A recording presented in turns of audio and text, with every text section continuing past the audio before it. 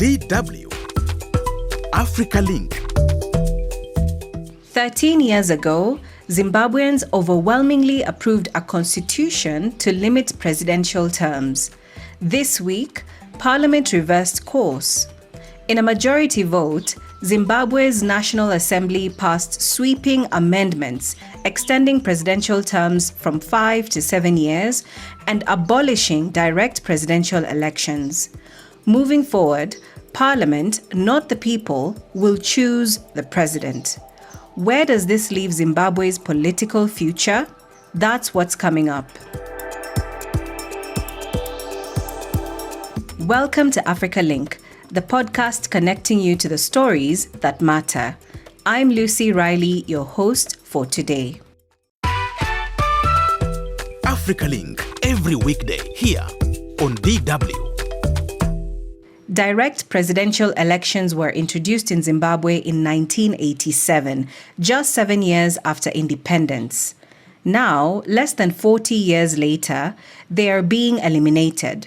President Mnangagwa, who seized power in 2017 through a military-backed coup against his mentor Robert Mugabe, was already accused by international observers of overseeing a flawed 2023 election. Opponents of these new amendments say they have been harassed, arrested, and prevented from campaigning against them. After enduring Mugabe's 37-year rule, marked by international isolation, hyperinflation, and economic collapse, many Zimbabweans now wonder if history is repeating itself. To discuss this further, I'm joined by Privilege Mushaniri, DW's correspondent in Zimbabwe, and Chiedza Mlingwa, the National Deputy Spokesperson of the Constitution Defenders Forum. Welcome to both of you. My pleasure. Thank you for having me. Privilege, Parliament approved this bill, 226 to 41. How soon are we expecting President Mnangagwa to sign it? And is there anything that could still stop this?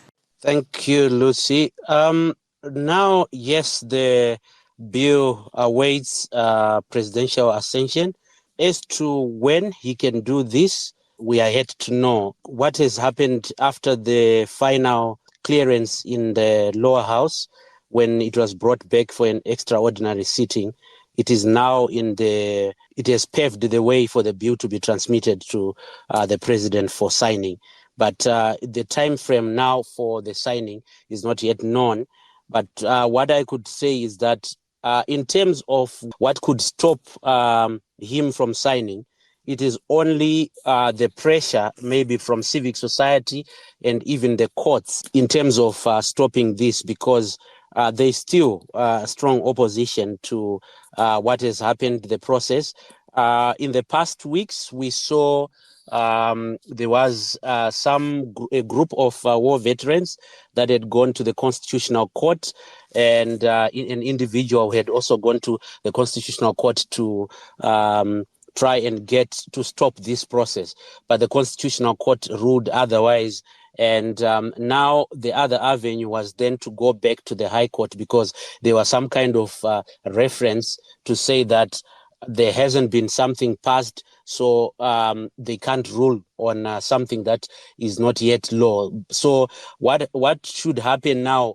The recommendation of the Constitutional Court, it opened the way for people to go for litigation again, maybe through the High Court, because now the Parliament has confirmed that they are passing this bill and it is waiting for the president to sign. So we are expecting to see maybe several court challenges in terms of the passing of this bill. And for listeners hearing about this for the first time, what exactly does this bill change, and why are critics calling it a constitutional coup? So among the key provisions for this bill, the legislation extends the term of the current parliament and local authorities by 2 years to 2030. The life of the current parliament and even the term of the president was due to end in 2028. And also for the president, this is his final and second term. According to the current constitution, he is supposed to end his term in 2028, and you can only serve for maximum of 2 terms, 2 5-year terms. So he's in his last term. So amongst now these key provisions for this bill, it seeks to extend the life of the president, of the parliament, and also the stay of the president in office until 2030 by 2 more years. And then after that, it also increases the term of office for future presidents, like parliament and local authorities, from 5 years to 7 years. Then the bill also further proposes changing the process of filling a vacancy in the office of the president. So it is transferring the power to elect a president from the citizens, from the ordinary people, from the electorate, to a joint sitting of the National Assembly and the Senate in future. So these are some of the things that people are disputing, and even those that are challenging, to say you cannot extend the term of the president by 2 years when it was supposed to end in 2028. And also the issue of extending, of electing a president through parliament and not by direct vote. And we'll talk more about the reactions of how people have been taking everything when it comes to taking away the power from the people to directly vote for their president. Chiedza, your platform is squarely focused on defending the Zimbabwean constitution, and it has just been fundamentally changed by parliament, in essence. Does this come as a surprise to you? You know, it does not. We are not surprised. I think perhaps the only thing that could be surprising about this is the the brazenness of it. But it is otherwise not surprising. I think we have seen this as an established pattern. Since 1980, ZANU-PF has been in the business of staying in power. It does not believe in relinquishing power. It does not believe in, it basically does not believe in relinquishing power to anybody else. I think we've heard statements being said. There have been late figures that have said, made statements such as, ZANU-PF will rule until donkeys grow horns.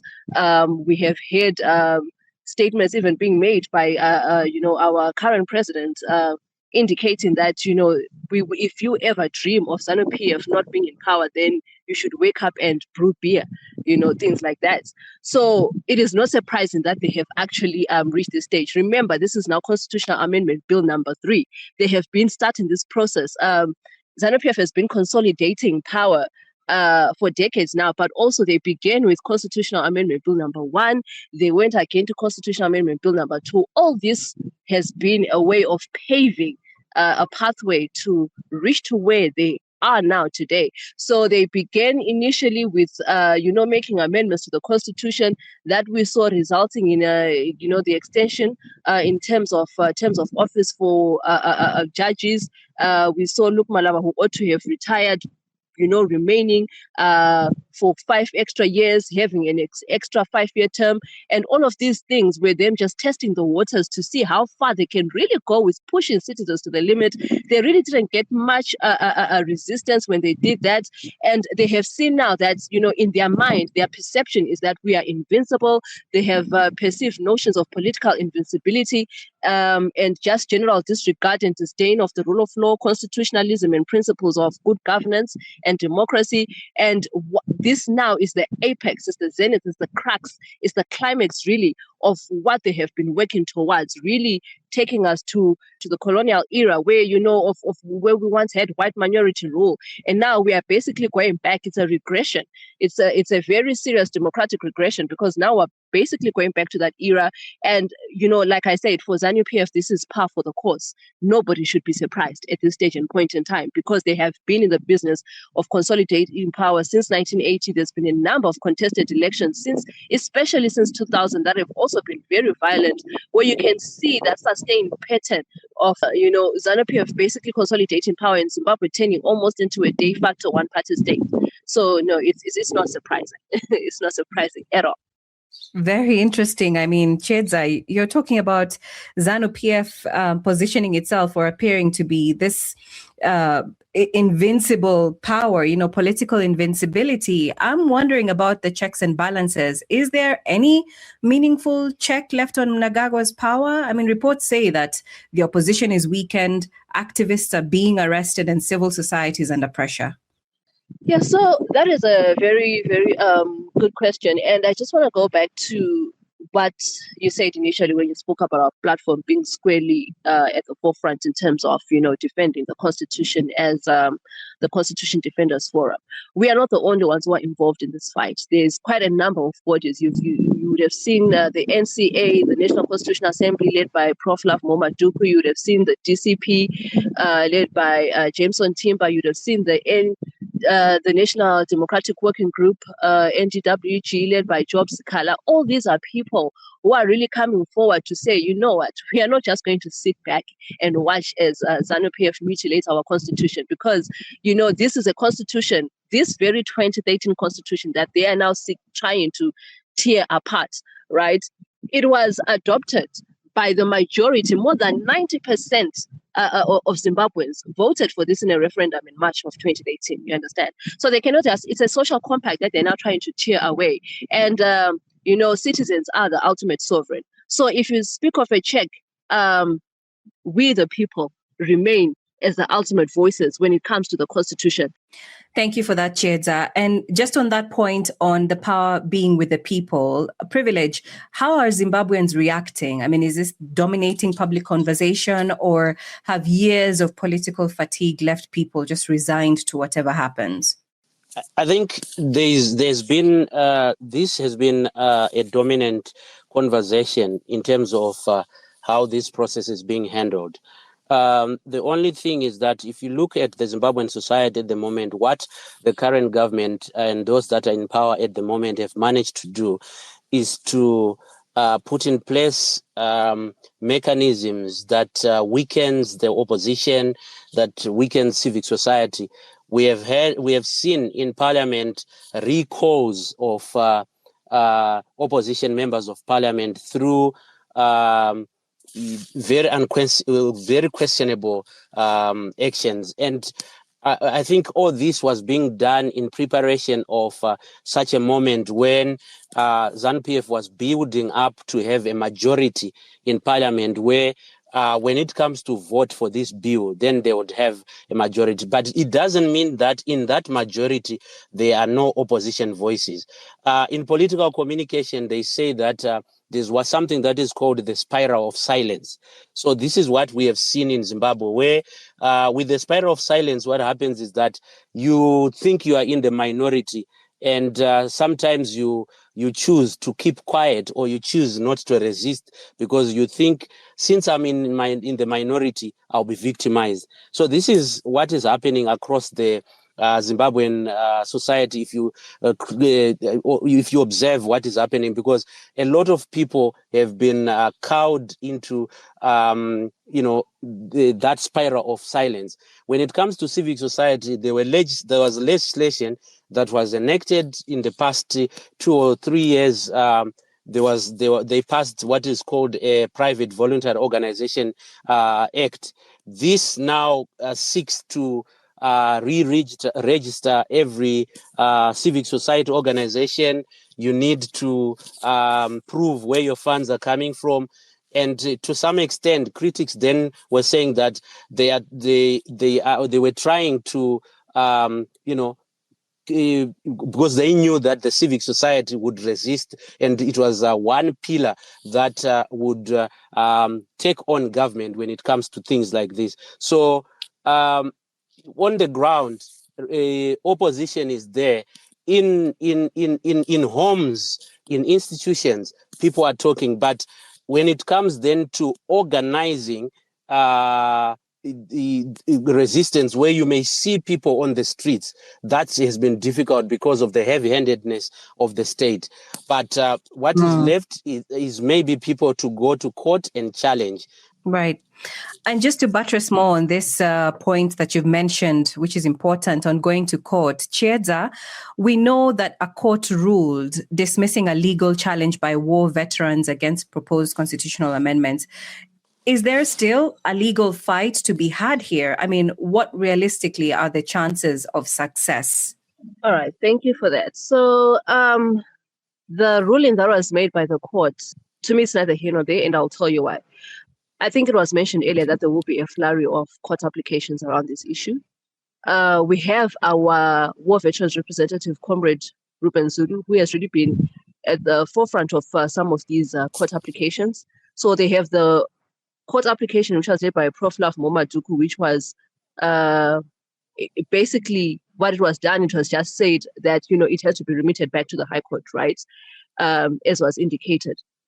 We have also now, through Comrade Zulu, instituted yet another legal application, this time citing Parliament in terms of the financial inducements that were received. We saw financial inducements being extended to members of parliamentarians and the argument, members of Parliament.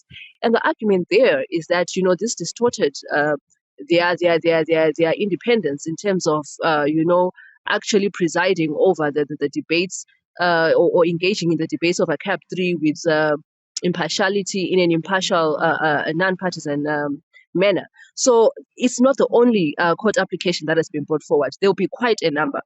And here is the issue. In instituting these legal proceedings, I know some will argue that our courts are captured and that it is a futile endeavor. It is not futile. We must be seen to have exhausted all available domestic remedies before we take these issues up at higher levels. I have spoken of regional mechanisms on this issue. It is difficult at times it lends weight or precedence to our matter when we go and say, we went to the Constitutional Court and it struck off our applications on mere technicalities without considering the substance of the matter. We went back to the High Court, then went back again to the Constitutional Court. Whether it gets struck off there again in the Constitutional Court, but at that point, because it is the apex court, it is the highest court in the country when it comes to all constitutional matters, then we can say, as you have seen, we have a whole list behind us of us attempting to resolve this within our own domestic courts, and we did not get the due recourse that we felt was due to us. So when we now approach these regional bodies, you can then carry all of this with you and say, this is where we have gone, this is where we have attempted, and now we are coming before you as the African Court on Human and People's Rights. We are coming before you as SADC. We are coming before you to say we now need a decisive pronouncement on some of these issues. If you look at some of the options that are available outside of our own domestic courts, right, there's really quite a number of options available. And I just want to make this very clear that, the battle is not over until it is over. I mean, you've already painted a picture of the kind of efforts it would take to restore the gains that Zimbabweans have fought so hard for in 2013. And very quickly, I was reading that opposition lawyer Doug Coltart flagged a loophole that could allow Parliament to keep renewing its own mandate without ever returning to voters. I mean, is this the case, Chiedza? And, what do you make of it? Yes. So I wanted to really speak about this, and I'm glad you have referenced it, right?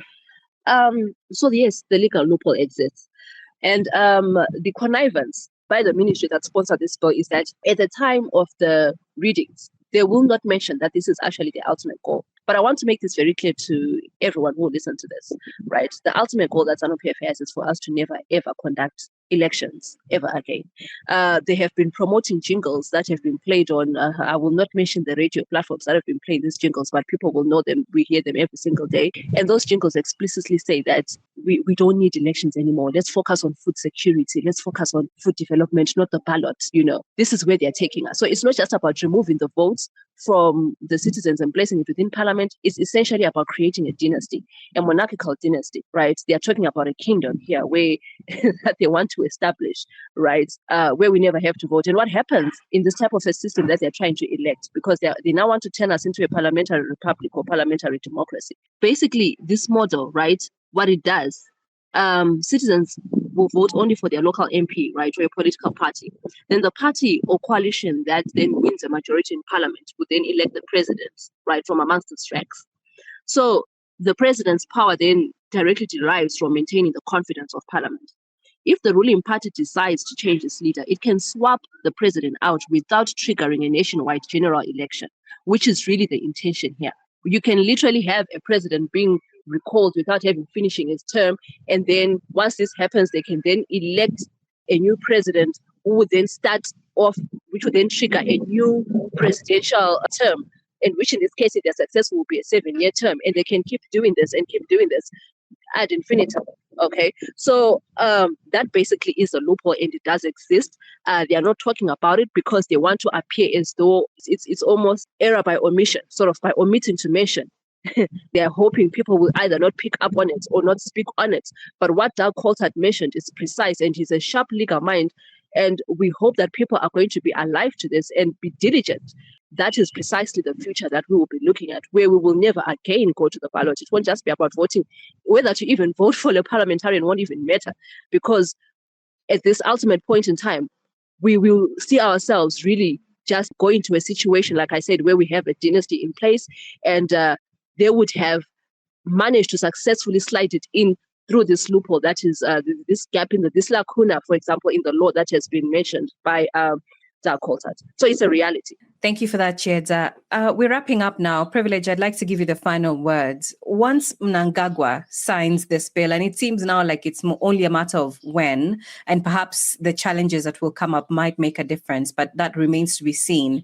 What does Zimbabwe actually look like over the next 5 to 7 years, for example? What changes immediately, especially among everyday, ordinary Zimbabweans? I think this whole CAB 3 at the moment, there are a lot of uncertainties surrounding all this. One of it is that things may seem to be stable at the moment, but the fears that people are expressing are that this could bring political instability in terms of within the ruling party itself, which is pushing for these constitutional amendments. Fears are that come 2028, the presidential term expires and then they extend by 2 years. After that, someone would then say, these are new elections. We are starting afresh. I'm going for the next 7 years. So there's a lot of uncertainty, which a lot of people are fearing that, it could bring some instability in the country. Right. And so the future remains to be seen, and we'll be standing by to bring you the latest updates on that. Privilege Mushaniri and Chiedza Mlingwa, thank you so much for your insights today. My pleasure. Thank you. Thank you for having me. Those most affected by these changes are not in parliament. They're in the streets of Harare, in the townships, and across the diaspora, watching the constitution they voted for being rewritten without their input. Let's hear what Zimbabweans have to say. What we're looking at is an economic maneuver whereby we can be able to institute economic policies and see them to completion through a 7-year cycle. Each country has got its own unique economical characteristics, and this is what we've been looking at. And we've noted that within a 5-year cycle, we will not be able to have achieved most of the targets that we need. A 7-year cycle gives us more stability. I took part in the liberation struggle. We did not fight so that one man in the name of Mnangagwa would take Zimbabwe into his hands. We are not happy. He must hear where he is seated right now. A man like me is not happy completely. Zimbabweans are extremely concerned at the proposed constitutional amendments. We all know that when the constitution was enacted in 2013, it was to prevent another Mugabe for posterity, to prevent the extension of presidential term limits, a president who wants to rule ad infinitum for a long time without any elections. We do not fight for concentration of power. That's a major concern. And then we are saying, we've said it and we've been saying it, that when we went to war, we were fighting for the people. Can the courts, civil society, or the international community reverse this decision? Or is this the moment Zimbabwe's democracy quietly closed? That's the question we're all asking. What do you think? We want to hear from you. Share your thoughts on Facebook at DW Africa. Tune in on Spotify or wherever you get your podcasts, and subscribe to our DW Africa YouTube channel to stay informed on crucial stories like this. This show was co-produced and edited by Isaac Mugabe. I'm Lucy Riley. Bye for now.